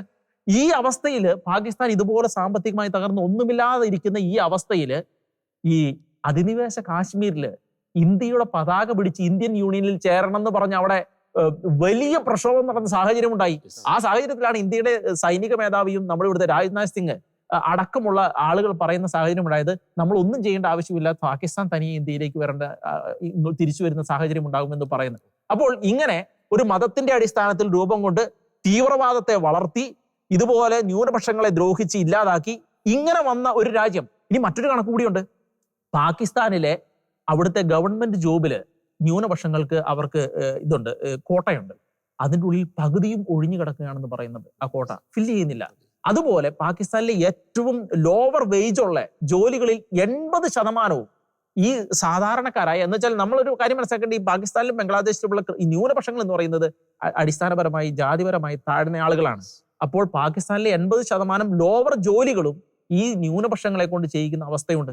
അപ്പോൾ ഇങ്ങനെ തീവ്രവാദം വളർത്തിയ ഒരു രാജ്യം തകർന്ന് അടിയുന്നത് എങ്ങനെയാണ് എന്നുള്ളതിന്റെ ഏറ്റവും വലിയ ഉദാഹരണമാണ് പാകിസ്ഥാൻ എന്നുള്ളത്. ഇപ്പോൾ ബംഗ്ലാദേശ് ആ അവസ്ഥയിലേക്ക് പൊക്കോണ്ടിരിക്കുന്ന, അങ്ങനെ ആകാതിരിക്കട്ടെ എന്ന് നമുക്ക് ആഗ്രഹിക്കാമെന്ന് മാത്രമേ ഉള്ളൂ. യെസ്, അതിൻ്റെ അകത്ത് മറ്റൊരു വശം കൂടിയുണ്ട്. അതായത് ഇപ്പോൾ റോബിൻ സൂചിപ്പിച്ചു ഇപ്പം തീവ്രവാദം എത്രത്തോളം ശക്തിപ്പെട്ടു എന്നുള്ളൊരു കാര്യം. അതായത് ഒരു രാജ്യത്തിൻ്റെ ഒരു ഭാവി എന്ന് പറയുന്നത് അവിടുത്തെ യുവജനങ്ങളാണ്, കുട്ടികളാണ്. നമുക്കറിയാം ഈ 1976 ശേഷമൊക്കെ ഉണ്ടായ ഈ മിലിറ്ററി ഭരണം, അതിനുശേഷമൊക്കെ വലിയ രീതിയിലുള്ള അടിച്ചമർത്തലുകൾ അവിടുത്തെ പുരോഗമനവാദികൾക്ക് നേരെ, കമ്മ്യൂണിസ്റ്റുകാർക്കെതിരെ, അല്ലെങ്കിൽ അത്തരത്തിലുള്ള എലൈറ്റ് ക്ലാസ്സിന് നേരെ നടന്നു. കാരണം അവർ ഈ ന്യൂനപക്ഷങ്ങൾക്ക് നേരെ ഇവർ നടത്തുന്ന അടിച്ചമർത്തലുകൾക്കെതിരെ പ്രതികരിച്ചു. അപ്പോൾ അവരെ ഇസ്ലാമിക വിരുദ്ധരായിട്ട് മുദ്രകുത്തി. അപ്പോൾ പലർക്കും നാട് വിടേണ്ടി വന്നു. അങ്ങനെ ഒട്ടനവധി പ്രമുഖരായിട്ടുള്ളവർക്ക് ഒരു ബൗദ്ധികമായിട്ടുള്ള ഒരു ചോർച്ച ആ ഒരു കാലഘട്ടത്തിൽ പാകിസ്ഥാന് സംഭവിച്ചിട്ടുണ്ട്. മറ്റൊരു പ്രധാനപ്പെട്ട കാര്യം, ഇവർ ഈ എഡ്യൂക്കേഷൻ സിസ്റ്റം, ഒരു രാജ്യത്തിൻ്റെ എഡ്യൂക്കേഷൻ സിസ്റ്റം എന്ന് പറയുന്നത് ആ രാജ്യത്തിൻ്റെ ഭാവിയെ സംബന്ധിച്ചിടത്തോളം വളരെയധികം പ്രാധാന്യം അർഹിക്കുന്ന ഒന്നാണ്. ഇവർ ഈ രാജ്യത്തിൻ്റെ എഡ്യൂക്കേഷൻ സിസ്റ്റത്തിലൂടെ ഇവരെന്താണ് പഠിപ്പിക്കുന്നത്? ഒന്ന്, തങ്ങളുടെ മതം മാത്രമാണ് വലുത്, മറ്റുള്ളവർ എല്ലാം താഴെക്കിടയിലുള്ളവരാണ് എന്ന രീതിയിലുള്ള കാര്യങ്ങൾ. ഞാൻ ഒന്ന് രണ്ട് ഉദാഹരണങ്ങൾ ചൂണ്ടിക്കാണി. അതായത് അവിടുത്തെ 8th ഗ്രേഡിലുള്ള ഒരു പാഠപുസ്തകത്തിലെ ഒരു കോട്ടാണ്. ഇതാണ് കുട്ടികളെ അവർ പഠിപ്പിക്കുന്നത്. ജിഹാദ് can mean peaceful struggle as well as holy war. ജിഹാദ് can be waged on several levels beginning with a peaceful inner struggle for one's own soul and escalating to killing infidels, അതായത് കാഫിറുകൾ. അപ്പോൾ ഈ കുട്ടികൾ അവരുടെ വളർച്ചയുടെ തുടക്കം മുതൽ തന്നെ ഇത്തരത്തിലുള്ള കാര്യങ്ങളാണ് സ്റ്റേറ്റ് സ്പോൺസേഡ് ആയിട്ടുള്ള എഡ്യൂക്കേഷൻ ഇൻസ്റ്റിറ്റ്യൂഷൻസിലൂടെ ഇവർ പഠിപ്പിക്കുന്നത്. ഇതിപ്പോൾ ഒരു ഐഡിയോളജി പരമായിട്ടുള്ള ഒരു പാഠപുസ്തകമാണെന്ന് നമ്മൾ ഒരു വാദത്തിന് വേണ്ടി അംഗീകരിച്ചാൽ തന്നെ സയൻസ് റിലേറ്റഡ് ആയിട്ടുള്ള ഒരു പാഠപുസ്തകത്തിലെ ഒരു കൗതുകരമായിട്ടുള്ള ഒരു കാര്യമുണ്ട്. അതിൻ്റെ അകത്തൊരു ചോദ്യം ഇതാണ്: speed of A Kalashnikov bullet is 800 meters per second. If a Russian is at distance of 3,200 meters from a Mujahid, and the Mujahid aims at Russia's head, calculate how many seconds it will take for the bullet to strike the Russian. നമ്മൾ ഈ ഫിസിക്സിനും മാത്സിനും ഒക്കെ നമ്മൾ കുറേ കണക്കുകൾ പഠിച്ചിട്ടുണ്ട്. ആ കണക്കാണ് ഈ അവിടെയും ഈ തീവ്രവാദ എന്താ പറയുക കഥാപാത്രങ്ങളെ കൊണ്ടുവന്നിട്ട് ഈ കണക്കാണ് കുട്ടികളുടെ മനസ്സിൽ ഇഞ്ചെക്ട് ചെയ്യുന്നത്. അപ്പോൾ തുടക്കം തന്നെ പാകിസ്ഥാന് പാളിയിരിക്കുന്നു, അതിനെ തുടർന്നുള്ള പ്രയാണം തന്നെ പാളിയിരിക്കുന്നു. ഇപ്പോഴും അതൊരു എന്താ പറയുക ഒരു തകർച്ചയുടെ അവസ്ഥയിലൂടെ കടന്നു പോയിക്കൊണ്ടിരുന്നു. പാഠം പഠിച്ചിട്ടില്ല എന്ന് തന്നെ നമുക്ക് വ്യക്തമായിട്ട് പറയാൻ സാധിക്കും. അല്ല, ഇപ്പോഴത്തെ കാലത്ത് ഈ അവർക്ക് അല്പമൊക്കെ ഇതിനെക്കുറിച്ച് അവർ റീതിങ്ക് ചെയ്യുന്ന ഒരു സാഹചര്യം ഉണ്ടാകുന്നുണ്ട്. കാരണം എന്താ വെച്ചാൽ പാകിസ്ഥാനിലെ പാർലമെന്റിൽ തന്നെ ഒരു പാർലമെന്റ് അംഗം പറഞ്ഞൊരു കാര്യമാണ്, നമ്മുടെ മിലിറ്ററി ഓഫീസേഴ്സ്, നമ്മുടെ പ്രധാനപ്പെട്ട ഉദ്യോഗസ്ഥർ അല്ലെങ്കിൽ രാഷ്ട്രീയക്കാർ എല്ലാം വിദേശ രാജ്യങ്ങളിലേക്ക് പലയിടത്തും പോകുമ്പോൾ അനുഭവിക്കുന്ന ബുദ്ധിമുട്ട് പലപ്പോഴും തീവ്രവാദത്തിന്റെ ഒരു കണ്ണ് വെച്ചാണ് ഇവരെ എല്ലാം കാണുന്നത് എന്നുള്ള ഒരു കാര്യം ഇവർ പറയുന്നുണ്ട്. അപ്പോൾ അവർക്ക് തന്നെ പലപ്പോഴും ഇത് ഒരു റീതിങ്ക് ചെയ്യുന്ന അവസ്ഥയിലേക്ക് ഇപ്പോൾ പാകിസ്ഥാൻ എത്തുന്നുണ്ട്. പാകിസ്ഥാനിൽ നിന്ന് വരുന്ന പല റിപ്പോർട്ടുകളും ഇപ്പോൾ യുവജനങ്ങളാണെങ്കിലും അവിടുത്തെ മീഡിയ ആണെങ്കിൽ പോലും ഇപ്പോൾ ഈ പറയുന്ന നവാസ് ഷെരീഫ് ആണ് ശരിക്കും ഇന്ത്യനെ കുറിച്ച് അവരുടെ പാർലമെന്റിൽ പ്രസംഗിച്ചതാണ്. ഇന്ത്യ വളർന്ന സൂപ്പർ പവർ ആകാൻ പോവുകയാണ്, ഇന്ത്യ നമ്മുടെ അവസ്ഥ ഏതാണ് എന്ന് പറഞ്ഞു. അതുപോലെ ഇമ്രാൻഖാൻ തന്നെ പലപ്പോഴും ഇന്ത്യയെ കുറിച്ച് പറയുന്ന സാഹചര്യം. അത് വേറെ പ്രശ്നമുണ്ട് റോബിൻ. ഇപ്പൊ ഇവര് വിചാരിച്ചാൽ പോലും അവിടുത്തെ മിലിറ്ററി സമ്മതിക്കത്തില്ല. ഞണ്ടിന്റെ സ്വഭാവം പോലെ ഉള്ളിലേക്ക് ഒരാൾ കയറാൻ തുടങ്ങി കഴിഞ്ഞാൽ താഴെ കാല് പിടിച്ച് താഴത്തേക്ക് ഇടും. അതാണ് അവിടുത്തെ മെയിൻ ഒരു പ്രശ്നം. അത് ഈ മിലിറ്ററിയുടെ കാര്യം പറയുമ്പോൾ നമ്മൾ ശരിക്കും പറയേണ്ടത് ഇപ്പൊ പാകിസ്ഥാൻ പലപ്പോഴും എക്കണോമിക്കലി ഒന്നുമില്ല എന്ന് പറയുന്നു. ഈ സമയത്ത് പല റിപ്പോർട്ടുകളും പറയുന്നത് അവിടുത്തെ എക്കണോമി ഇതൊരു പാരലൽ എക്കണോമി ഉണ്ട് സൈന്യത്തിന് അവിടെ ഇഷ്ടം പോലെ സ്വത്തുക്കളാണ്, ഭൂസ്വത്തുക്കളാണ്. അവർക്ക് തന്നെ ബിസിനസ് ഉണ്ട്, അവർക്ക് തന്നെ കൾട്ടിവേഷൻസ് ഉണ്ട്, അവർക്ക് തന്നെ എക്സ്പോർട്ട് ഉണ്ട്. നമുക്കറിയാം നമ്മുടെ ഇന്ത്യൻ തീരത്ത് നിന്ന് പല പ്രാവശ്യം പിടിച്ചിട്ടുള്ള ഈ ഡ്രഗ്സ് എല്ലാം കൈകാര്യം ചെയ്യുന്ന അവിടുന്ന് ISIയുടെ അവിടുന്നാണ് ഈ സാധനങ്ങൾ വരുന്നത്. അപ്പോൾ പാകിസ്ഥാൻ ലിറ്ററലി വളരെ വലിയൊരു പാപ്പരൈസി ആയിട്ടുള്ള അങ്ങനെ പാപ്പരായി പോയി എങ്കിലും അവിടുത്തെ സൈന്യത്തിന് ഇപ്പോഴും ഫണ്ടുണ്ട്. വെൽ റിച്ച് ആയിട്ട് നിൽക്കുന്നത്. സൈന്യത്തിൽ പങ്കെടുക്കുന്ന ആളുകൾ ഇപ്പോഴും വളരെ റിച്ച് ആയിട്ട് വിദേശ രാജ്യങ്ങളിലെല്ലാം വീടുകളും അങ്ങനെ വലിയ സെറ്റപ്പിലാണ് അവർ കഴിയുന്നത്. അപ്പോൾ സൈന്യത്തിന് പണമുണ്ട്. ഇപ്പോൾ മറ്റൊരു കാര്യം എടുക്കാം, അവിടുത്തെ പ്രധാനപ്പെട്ട ഇൻഫ്രാസ്ട്രക്ചറുകളെല്ലാം ഇപ്പോൾ പണിതുകൊണ്ടിരിക്കുന്ന റോഡുകൾ പണിയുന്ന അങ്ങനെ കാര്യങ്ങളെല്ലാം ചെയ്യുന്നത് ചൈനയാണ്. ചൈനയ്ക്ക് വളരെ വലിയ ഇൻഫ്ലുവൻസ് ആണ്. അതേസമയം സൈന്യത്തിന്റെ ഇൻഫ്ലുവൻസ് എന്ന് പറയുന്ന അമേരിക്കയാണ്. ഇത് ഇങ്ങനെ പല രീതിയിൽ ഡിസ്ട്രാക്റ്റഡ് ആണ് ഈ രാജ്യം. പക്ഷെ ഈ രാജ്യത്തിന്റെ ഏറ്റവും ബേസിക് ഡിസ്ട്രാക്ഷൻ മുഴുവൻ വരുന്നത് ഈ തീവ്രവാദത്തിൽ നിന്നും തീവ്രവാദ മനോഭാവത്തിൽ നിന്നുമാണെന്നുള്ളത് അവരിപ്പോൾ പഠിച്ചു കഴിഞ്ഞു. ഇപ്പോൾ അവരത് തിങ്ക് ചെയ്യുന്നു എന്നുള്ളത് ഒരു പോസിറ്റീവ് സൈഡാണ് എന്ന് വേണമെങ്കിൽ നമുക്ക് പറയാം. അപ്പോൾ അത് വളരെ എന്താണ് പറയുന്നത്, ഒരു ഇസ്ലാമിക തീവ്രവാദം, ഒപ്പം തന്നെ ഒരു മതത്തിൽ അധിഷ്ഠിതമായിട്ടൊരു ദേശീയത മത തീവ്രവാദം, അതിൻ്റെ അടിസ്ഥാനത്തിൽ ഒരു നാട് ജന്മം കൊണ്ടു കഴിഞ്ഞാൽ അതിൻ്റെ അടിസ്ഥാനത്തിൽ ആ നാട്ടിലെ ഭരണാധികാരികൾ ആ നാടിൻ്റെ ഭരണം മുൻപോട്ട് കൊണ്ടുപോയി കഴിഞ്ഞാൽ ആ നാടിനുണ്ടാകുന്ന അപജയം, ആ നാട്ടിലെ സാധാരണ ജനങ്ങൾക്കുണ്ടാകുന്ന ഒരു അപജയത്തിൻ്റെ ഒരു ദൃഷ്ടാന്തം തന്നെയാണ്, ഒരു ഭീകര യാഥാർത്ഥ്യം തന്നെയാണ് പാകിസ്ഥാൻ നമ്മുടെ മുമ്പിൽ കാണിച്ചിരുന്നത്. നമുക്ക് ഒരു പോയിന്റ് ജസ്റ്റ് ഒന്ന് പറയാമെന്ന് എനിക്ക് തോന്നുന്നു. അതായത് റോബിൻ സൂചിപ്പിച്ചായിരുന്നു, അതായത് 2000 മുതൽ 2021 വരെ ഈ ചൈന ഏകദേശം 67 ബില്യണോളം കടമാണ് അല്ലെങ്കിൽ അത്രത്തോളം സാമ്പത്തിക സഹായമാണ് പാകിസ്ഥാന് നൽകിയിരിക്കുന്നത്. അപ്പൊ ഈ ചൈനയെ സംബന്ധിച്ചിടത്തോളം എനിക്ക് തോന്നുന്നു പാകിസ്ഥാൻ മുങ്ങിത്താഴുന്നത് ചൈനയെ സംബന്ധിച്ചിടത്തോളം അവർ ആഗ്രഹിക്കുന്ന ഒരു കാര്യമാണെന്ന് എനിക്ക് തോന്നുന്നു. കാരണം അവരുടെ ബെൽറ്റ് ആൻഡ് റോഡ് പദ്ധതി പോകുന്നത് ചൈനയിൽ ഈ പാകിസ്ഥാനിൽ കൂടി വന്ന് കറാച്ചി തുറമുഖത്തിലേക്ക് അതെ എത്തുന്നത്. അതെ. അപ്പൊ ഇന്ത്യയെ സംബന്ധിച്ചിടത്തോളം ഈ പറയുന്ന ചൈനയുടെ സ്വാധീനം പാകിസ്ഥാന്റെ മേൽ വർദ്ധിച്ചു വരുന്നത് ഒരു ആശങ്ക ജനിപ്പിക്കുന്ന ഒരു കാര്യം തന്നെയാണ്. മറ്റൊരു രസകരമായിട്ടൊരു കാര്യം കൂടി പറഞ്ഞിട്ട് നമുക്ക് അവസാനിപ്പിക്കാം. ഈ നേരത്തെ നമ്മൾ ഈ ഭിക്ഷാടന മാഫിയെക്കുറിച്ച് പറഞ്ഞു. അപ്പോൾ ഈ പാകിസ്ഥാൻ ഒരു സമയത്ത് ഈ യാചക നിരോധനം ഏർപ്പെടുത്തിയിരുന്നു. അപ്പോൾ അന്ന് ഒരു ഭിക്ഷാടകൻ ആ ഒരു മാധ്യമത്തിന് നൽകിയ അഭിമുഖത്തിൽ പറഞ്ഞതാണ്, എന്ന് ഞങ്ങളുടെ നാടിൻ്റെ ഭരണാധികാരികൾ ഈ IMFന്റെയും മറ്റ് രാജ്യങ്ങളുടെയും അടുത്ത് യാചന നിർത്തുന്നു, അന്ന് ഞങ്ങൾ ഭിക്ഷാടനം അവസാനിപ്പിക്കാം എന്നൊരു കാര്യം അവർ പറയുന്നു. അത് ശരിക്കും പറഞ്ഞു കഴിഞ്ഞാൽ പാകിസ്ഥാൻ എന്ന രാജ്യം നേരിട്ടുകൊണ്ടിരിക്കുന്ന ഇന്നത്തെ ഒരു ദാരുണ അവസ്ഥയുടെ ഒരു പ്രതിഫലനമാണ് ആ ഭിക്ഷാടകൻ ആ മാധ്യമത്തിന് നൽകിയ അഭിമുഖം. എന്തുകൊണ്ട് നാം ഇസ്ലാമിക തീവ്രവാദത്തെ അകറ്റി നിർത്തണം എന്നതിൻ്റെ ഒരു മികച്ച ഉത്തരമാണ് പാകിസ്ഥാന്റെ ഇന്നത്തെ ഒരു അവസ്ഥ. ഒരു രാജ്യത്തിനും തങ്ങളുടെ രാജ്യത്തിലെ ജനങ്ങൾ നേരിടുന്ന കോറായിട്ടുള്ള ആ ഒരു ഇഷ്യൂവിൽ നിന്നും ശ്രദ്ധ മാറ്റി എപ്പോഴും ഒരു ശത്രുവിനെ സൃഷ്ടിച്ചുകൊണ്ട്, പാകിസ്ഥാന്റെ കാര്യത്തിൽ ഇന്ത്യ വിരുദ്ധ മനോഭാവമാണ് അവരുടെ രാജ്യത്തിന്റെ ജനനം മുതൽ ഇന്ന് വരെ അവരെ മുന്നോട്ട് നയിച്ചുകൊണ്ടിരിക്കുന്നത്. ഒപ്പം തന്നെ അവരുടെ രാജ്യത്തിന്റെ ഉള്ളിൽ തന്നെ ഒരു അന്തചിത്രം നടമാടുന്ന അവസ്ഥ, പരസ്പരം വിശ്വസിക്കാൻ സാധിക്കാത്ത രീതിയിൽ ജീവിക്കുന്ന ഒരു ജനത.